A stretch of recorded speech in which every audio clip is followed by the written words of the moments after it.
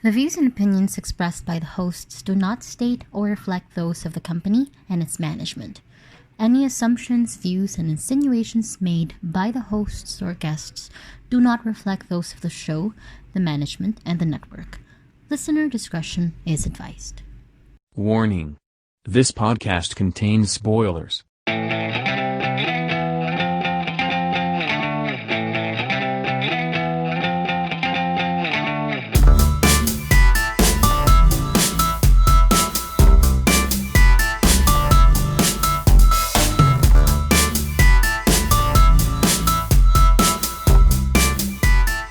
Third World Cinema Club.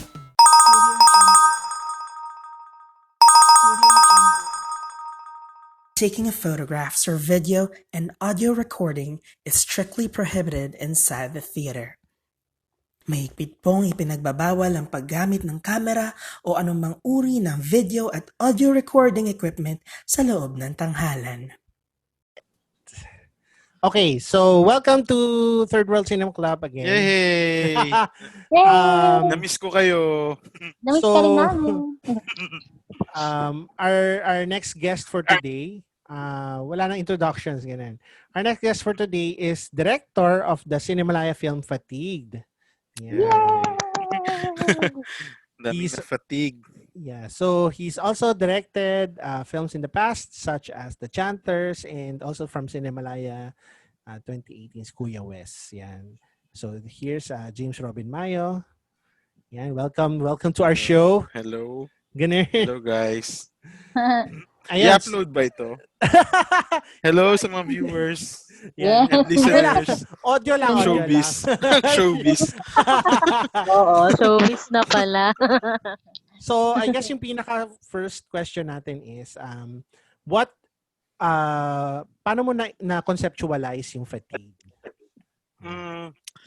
Initially, talaga, full length talaga yung balak ko doon. Tapos matagal na siya siguro, hindi ko alam kung nauna pa siya sa Kuya West or after Kuya West. Parang, basta matagal na siya. Tapos, sa sinehan talaga yon. Tapos full length siya. Tapos wala naman akong lakas ng loob gawin siya talaga. Until dumating itong January, parang nagbibiruan kami nina David, nina Joris, 'di ba? Supposedly may Cinemalaya sila this year. Parang sabi ko, gusto ko kayo maging kabatch, sama-sama tayo, Awkward Penguins, parang ganon. Tapos sabi ko, sige gawin ko yung concept ko dati. Tapos experimental lang muna siya, parang test natin.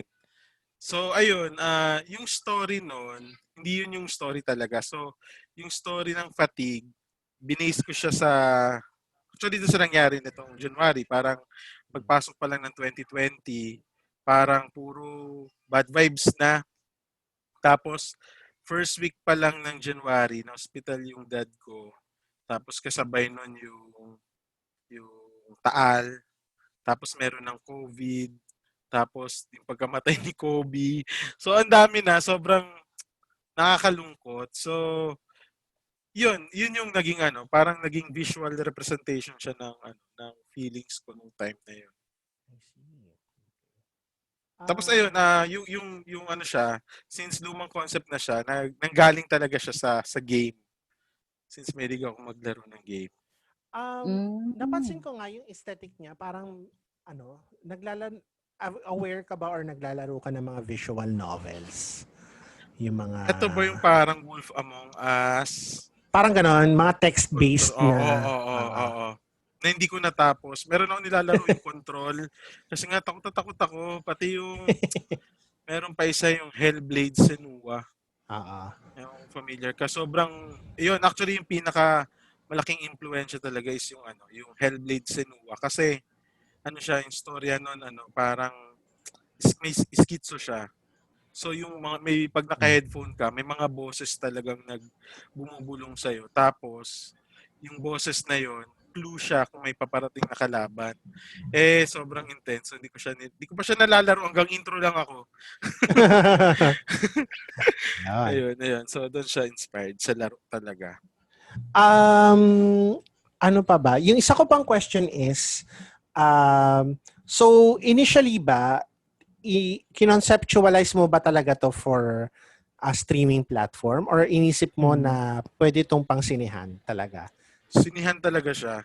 Oh. So kasi pinasa siya mga Feb, di ba? Feb 28 yung deadline yata ng Cinemalaya. Wala pang lockdown. So yun, sinihan talaga siya. Kasi yung isa kong yung feed, yung naggawad CCP, yun,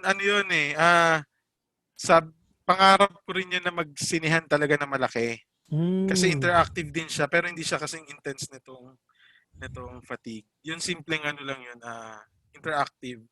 So yun, tapos nakagawa na ako ng dati, tapos gumawa pa ako ng isa pa ulit. Experimental siya, gawad CCP din. Yun, wala, di siya nag-work. Pero parang para sa akin gusto ko yung concept nun eh. Tapos ito na yung third na interactive talaga. Okay. So 2015 yun yung FIB. Or 16 yata, parang gano'n. Oh, may nakita nga akong gawad from you a few years ago. Baka yun nga yan. Yung isang tanong ko pa din, may tinweet si Direk Jade Castro regarding your film na tinatanong niya, sinundan niyo ba yung instructions ng Fatigue or hindi? So, ako kasi, 2 beses ko pinanood to. Yung first time, sinundan ko. So, talaga nakisama ako with the film. And yung second kong panood, tinignan ko kung ano yung mangyayari kung hindi ko siya sinunod. Parang pinanood ko lang siya by itself. Na kasi, parang, kaya nung sinulat ko yung review ko sa kanya, parang in a meta way, parang kahit ano naman although it enhances yung pag sumunod ka, it enhances the experience. Lalo na siguro kung sa sinihan, kayong lahat nagsasabihan kayo ng musa, ganyan kayo sa sinihan. Pag hindi mo naman siya sinunod, parang pag pinanood mo lang siya by itself, parang lalabas I don't know if it's intentional siguro, yung parang notion na, yung parang na-amplify yung helplessness mo, na kasi 'di ba sa Fatigue hindi ka makaalis hindi ka makaalis sa tulog mo na ang lumalabas pag hindi mo siya sinunod, parang kahit na ano ang gawin mo, parang wala pa ring mangyayari. Parang parang your fate is still in the hands of things beyond your control. Which I think reflects din kung ano yung nangyayari ngayon sa coronavirus. Kasi yung virus naman, hindi naman namimili yan kung kailan na lang siya titigil or hindi. Parang kahit na syempre nag-iingat ka pa rin. Pero regardless of what you do, the virus will still be around. Yun lang. Wala lang. Parang may meta lang na pumasok nung hindi ko siya. Sige, supportan ko yan. Actually, yung Fatigue, for me, parang ito yung parang pinakamalaya ako na film na ako talaga to. Kasi 3 lang kami nag-shoot niyan, kasama ko yung 2 kong students. Tapos, actually wala siyang script. Tapos, lang siya, alam ko lang yung mangyayari. Tapos, siya talaga kung ano talaga yung feelings, ano yung emotion ko nung time na yun. Yung sinasabi mong helplessness, yun talaga yun. Parang hanggang ngayon, parang shocks, na mangyari sa Pilipinas. Parang gusto kong umalis ng Pilipinas na lang. 'Di ba? Parang ayun na lang yung pinaka-escape mo pero hindi ka naman makalabas. Parang daming factor 'di ba? Nandiyan yung family, financial, career. So, ang hirap. Alam mo yung feeling na gano'n, nakakulong ka. So, siguro talaga siya. Perfect visual metaphor talaga siya ng nararamdaman ko. So, in a way, yung Fatigue, it's more of sharing my experience rather than magkwento ko ng eto yung buhay ng parang kinukwento ko yung buhay ko bilang isang ordinaryong tao na nakakulong sa sistema nito. Kasi kinukonsider ko yung sarili ko na kasi tayo naman mga taga-industry, wala naman tayong, lalo na sa amin, wala naman kami mga benefits, wala kami mga health card, diba? So, kanya-kanyang bayad ng SSS, pag-ibig. So, ang hirap. Parang, wala. Ayun, sobrang ang hirap niya. So, it's more of sharing rather than binibigyan ko kayo ng info about life kasi wala ako sa katayuan para magbibigay ng advice for that. Oo nga. So, ayun. Parang feeling ko nga sa lahat ng short film, yun dun sa short film na main competition entries, ito yung medyo close to reality ng times. Siyempre kung hindi natin isasama yung quarantines ng Gawad, pero yun. Tapos, same din ako ng questions no kay John, pero parang naalala ko kasi nung discussion natin sa Kuya Wes, parang may tinatry kang i-explore about psychology, ganun. So, dito ba may ganong somewhat feeling na parang, may na-discover ka about psychology nga, ganyan. Apart from being able to express it or use this as a visual interpretation of your current state. May ganun bang Siguro, hindi siya discovery, it's more of challenge. Parang challenge ko yung sarili ko paano ko ita-translate into visual yung sleep paralysis. Kasi, ewan ko parang grabe yung feeling nun. Yung kala mo may anino palaging nakatingin sa'yo. And yung, so yun, ano siya talaga, yung parang ginawa ko siya talaga na hindi ko alam kung magiging successful and expect ko na may mga magdi-disagree and okay lang kasi it's more of sharing diba? Parang di ko siya talaga ginawa for entertainment. It's more of parang i-share and experience nyo lang yung nararamdaman. So parang ganun. Okay. Rafi, any questions you want to ask James? Meron ba? Ayun. Saan po nanggaling yung mga yung mga footages, especially dun sa una. So, parang feeling ko kasi siya, alam mo yung kapag nag-travel ka, tapos parang may pagka-travel log like yung unang part. So, parang feeling ko North Asian country like Japan, Korea effect yung start. Tapos, yung sa bandang, hindi, wala, yun lang pala. Yun lang. yung footage, galing siya sa Japan. Kailan may 2015 yata. Nag-shoot kami doon, nag-gumawa kami ng docu. So, pag wala akong magawa, ang sarap kasi sa Japan, parang magtayo ka ng tripod sa gitna ng public place. Parang hindi ka nila papakailanmanan. Tapos, ayun nga, yung walang tao. Ano yun parang rush hour. Parang wala munang tao. Then maya-maya, magsisilabasan na yung mga tao sa tren.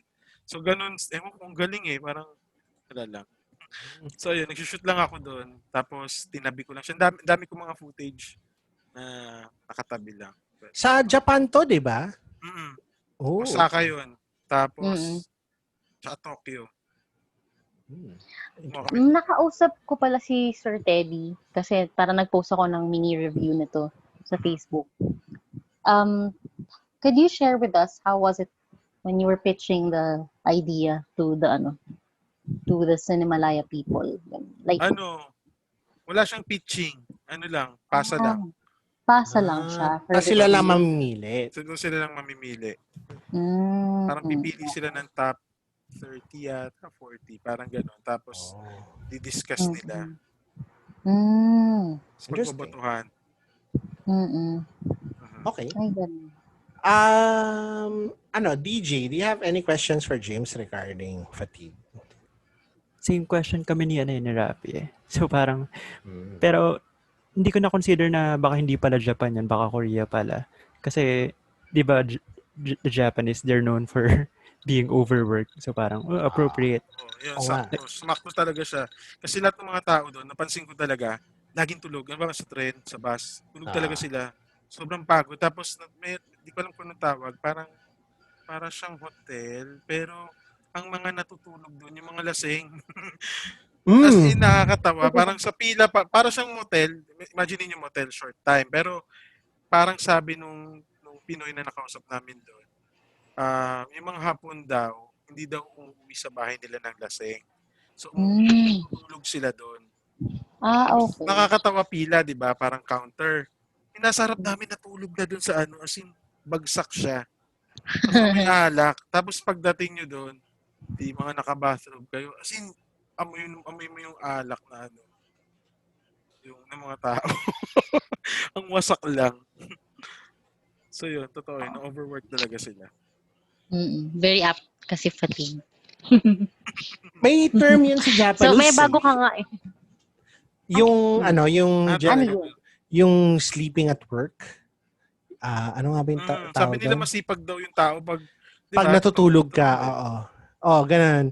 Although, alam mo, depende din sa situation. May mga iba na parang you're sleeping on the job, you're parang misconduct yun. Sa iba naman, parang, you're working hard. That's why you're sleeping.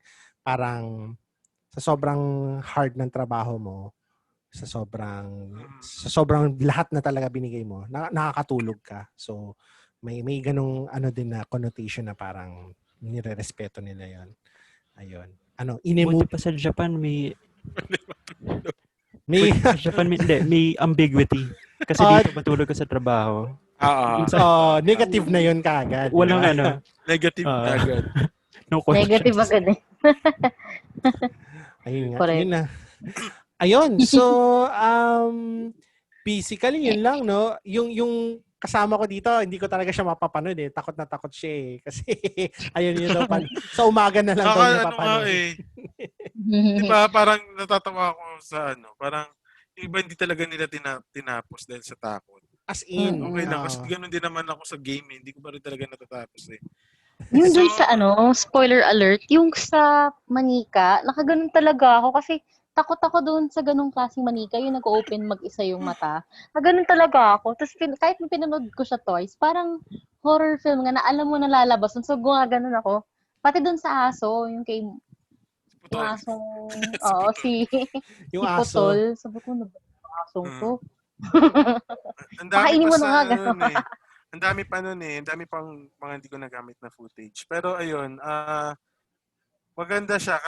I mean sa akin parang dahil doon parang pwede ko na simulan yung script for parang meron akong plan kasi para sa ganung klaseng horror.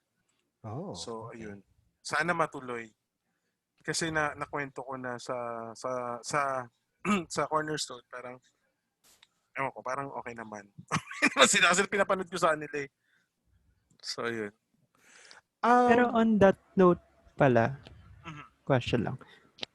Yung intention ba talaga na yung parang gusto mong i-convey na emotion is horror?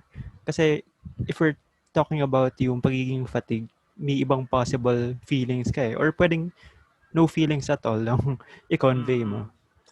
Actually, hindi ko alam eh. Kasi nga siya, parang it's more of parang sharing kasi talaga siya. So, more than kung ano yung ma-feel mo doon sa film, parang gusto kong maintindihan mo yung feeling. Parang whether natakot ka ba or nalungkot ka, napagod ka.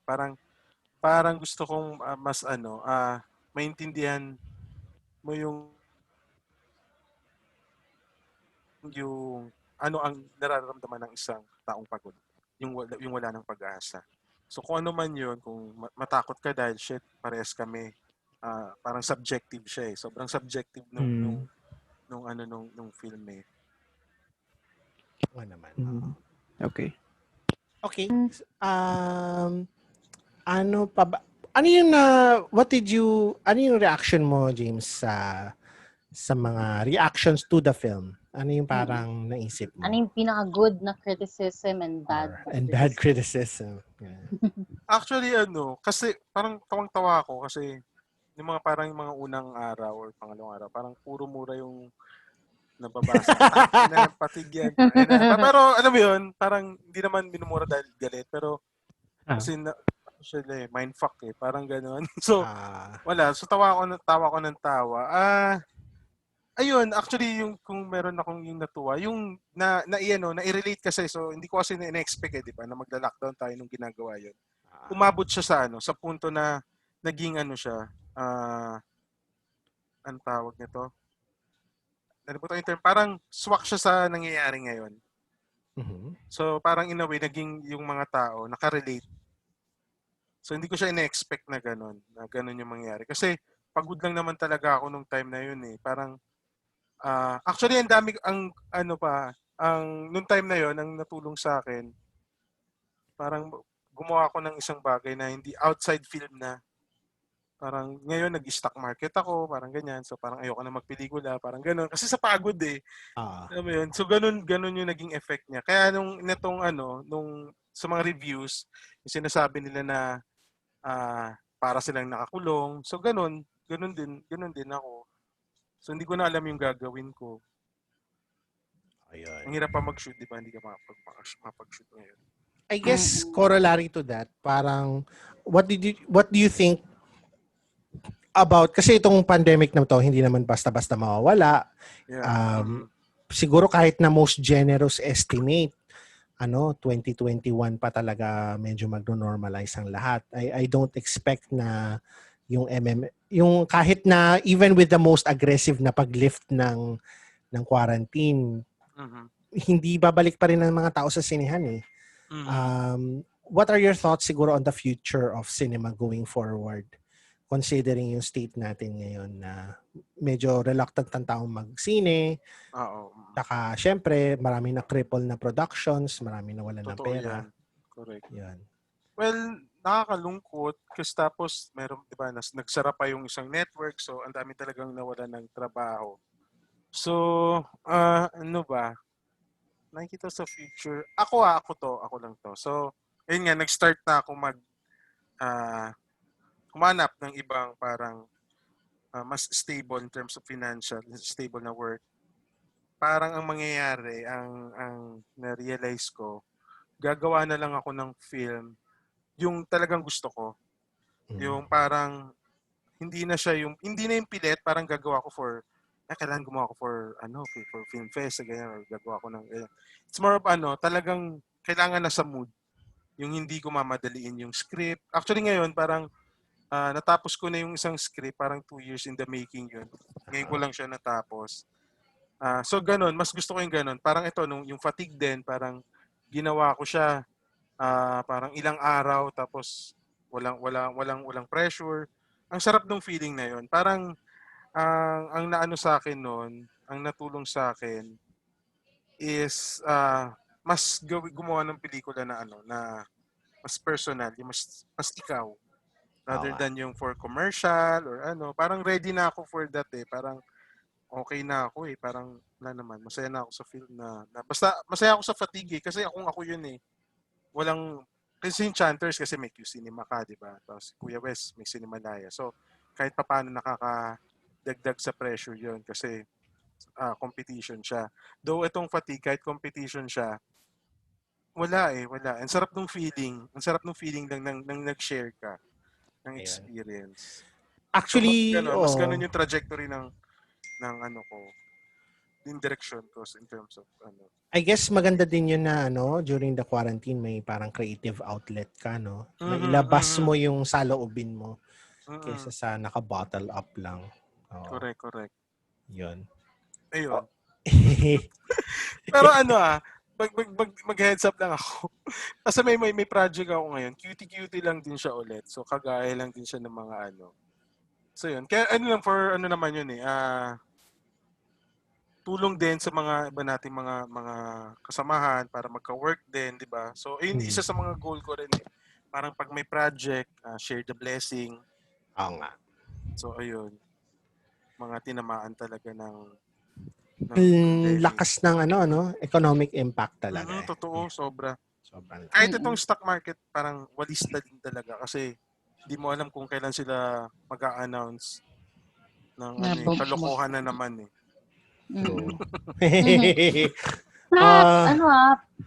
Frenny James parang in fairness sa lahat ng directors lately, isa ka sa prolific. Tapos kahit na ikaw, nahihirapan ka pa rin na makagawa ng mas magandang films kasi nga yung production value niya or yung production cost nandun din eh kasi wala namang gusto maglabas ng pera para mag-produce ng films kasi nga may pandemic pa. Question pala regarding sa fatigue din. Magkano yung budget na for the film? Budget niyo? Siya, kasi yung ginamit kong camera, cellphone lang. So wala akong ginastos sa equipment. Yung cellphone ko lang, iPhone lang yun. Tapos, siguro mga 500 kasi pagkain namin. In fairness. Merienda lang. Kasi talagang siya.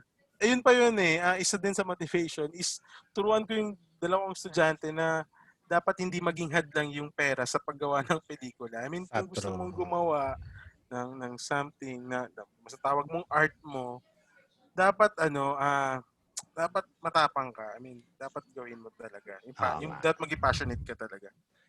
Ayan. So ayun.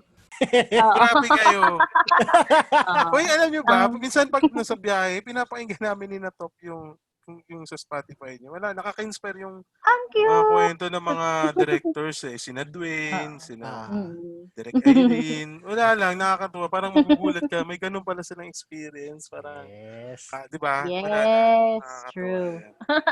Thank you Oo. for listening to us. Yeah. Oo. Hindi, Love na love masaya. tayo ni Kaya James. damihan nyo. Damihan Oo, nyo pa. sige. Si Marty, promise. Gusto ko marinig yung mga kwento niya. Eh. Ayun. So, I guess yun lang actually. Meron pa ba kayong more questions for James? Oh, one last. Sige, sige. Direct, Supportan yung go. you Yes. na marami kang projects eh. So, can you give us maybe a bit of an insider kung ano yung mga projects mo dyan? Ganyan. Very showbiz, ha? Very showbiz. Hindi, Ipatutbag ka ba may dyan? pre-prod kami for miniseries sa iFlix. Nice. So, pre-prod. So, nag-pre-prod na. So, siguro, okay naman. Parang safe naman na sabihin na magtutuloy siya, no? So, ayun, nag-pre-prod na kami doon. Ano siya, parang ito naman, ang sabi ko during pre-prod, sana gumawa ng series na sana hindi magpaparemind sa mga tao na may pandemic. Parang kahit papaano, maano muna, escape lang saglit. Kumbaga parang makanood naman ng good vibes. So, ayun. So, ayun naman. Tapos, hopefully, next year, or kung kailan man pwede, kasi gusto ko na talagang gawin yung full length after nitong Fatigue, yung based dun sa concept. Pero hindi na siya ganun ka-interactive, pero ganun siya ka-experiential. So, yun. So, yun. Actually, yun. Tapos, yung isa, kay Sir Ricky, matagal na rin yun. Pinasa ko pa yun sa Pinasa ko pa yun sa Cinema One dati pa. Tapos na-realize ko ngayon lang na shit, ang mahal pala ng pelikula. Parang nagkaroon na ako ng idea kung paano at magkano gumawa ng pelikula. Parang buti na lang hindi natanggap. Okay. So, mahal niya. Siguro dami kong utang. Tsaka, wanted na ako sa Cinema One. Dami mo na silang lano. Grabe po. Ayan, so moving on yan. So, James, thank you very much for joining us. Guys, thank you din sa inyo. Ayun, more power. Kwentuhan pa tayo, Very showbiz More power to you. Ganun. More power, blessings to come. Ayan. Ganun ba yung pagkakasal? Salamat. I think ang Kuya West available sa iWant kung gusto nilang mapanood. Yes. Tama ba? Saka sa'yo pa si Little Red Shoes. Silly Red Shoes. Silly Red Shoes. Nasa iWant din yan. Yes. Oo. Napanood nyo ba? Cute-cute lang Napanood ko yun yun. Oo, napanood ko. Sinama ko yun sa yung may nag-binge ako last year ng mga iWant originals para makompleto ko lahat ng films ng 2019. Diba? Cute. Kasama ko doon si Che. Si Che. So, nagsulat siya doon, si Che. Oo. So, lumabas talaga yung fairy tale. Tapos yung fairy tale, wala lang. Parang happy-happy lang din talaga yun. So, ayun yung minsan, parang ginagawa namin sa film. Parang, bawa, teen genre, parang teen romance. Minsan, ako naghahanap ako ng way kung paano masingit lang yung, parang may konting bali man lang. Saka kasi naboboard ako sa parang sa isushoot mo lang ng ganito. So, parang, para sa satisfaction ko lang. So, maghahanap ako ng something na, alam mo yung pag ginawa mo, tinry ko. Kahit hindi nag-work. Actually, may hindi nag-work doon. Tawa kami ng tawa kasi, during editing, parang, ang hirap i-shoot noon. Tapos si Naisara, yung LP, galit na galit. Sabi niya sa akin, James, gamitin mo yan. Sabi ko, ano gusto mo, pangit o pangit? Nagagamitin ko yan o hindi ko gagamitin pero maayos. So, nagbibiruan kami sa editing. Kasi wala lang. So, may mga ganun kaming mga moments na nagtatry. Siguro mas ako ganun akong filmmaker eh. Kebs na parang ganun. Mm. Ma-enjoy ko So, lang yung process. na-shock ako actually sa fatigue. Sabi ko, this is very different from all of your films. Oo. Ikaw pala to. At saka yung meron pa kaming pinitch during last year yata yun sa FDCP. Siya, sayang yun kasi kung walang pandemic, baka yun yung gagawin ko this year. Erotica siya. Ay, oo. I think nakwento mo yun nung Kuya West natin na interview. Yun. Yun nga. So, ayun, erotica siya. Wow. Wow. Sino kakast mo sana dyan? Wow. Wala pa ang hirap Kasi parang ang goal, as in, grabe, nag-interview ako ng mga feminista kasi parang ang hirap kasi, di ba, yung male gaze, di ba? So, ayan, so, matinding process siya kasi gumawa pa ako ng alter account para lang, kasi iba yung thinking ng mga babae na nag-alter. So, ang dami kong na-interview. So, ayun. Wala lang. Nakakatuwa lang yung process na yun. Hopefully, so, sayang. Sana matuloy in the future. Sana Oo nga pero baka hindi pa siya kasi hirap. Medyo pa yung mga tao. Yeah. Oo nga. Well, yun. Let's give hope for the future. Ganyan. Yes. Sana. Ganyan. Ayan. Sana tumalab yung kay Putin. Oo nga. Keret. Joke lang. Sputnik. Wala sila. Sputnik gang. Ay, naku. Doc? Malabo pa no? Malabo pa this year? Malabo pa. 2021 at least yan. Oo. Ang medyo, ito, sa akin lang, personal opinion, medyo ko sa yung Moderna na vaccine, yun yung pinaka-promising sa akin in terms of studies done. Pero yun nga, nagfe-phase 3 pa lang sila, so matagal pa yan. Tsaka yung worry ko kasi dyan, yung tipong, hindi siya yung tipong yung nagpa-vaccine ka forever na yun.